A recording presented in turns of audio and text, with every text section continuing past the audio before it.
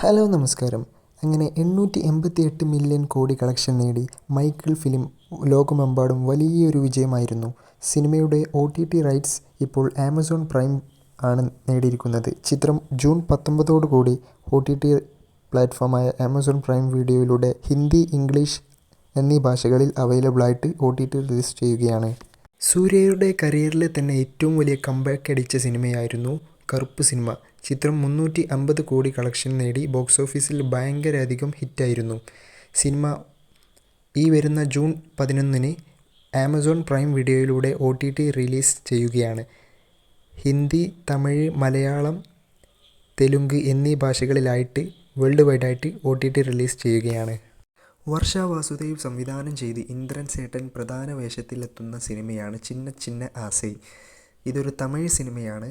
ഇത് ദുൽഖർ സൽമാൻ അവതരിപ്പിക്കുന്ന DQ വേഫറേഴ്സിൻ്റെ ബാനേഴ്സിൽ വരുന്ന ഒരു ചിത്രം കൂടിയാണ്.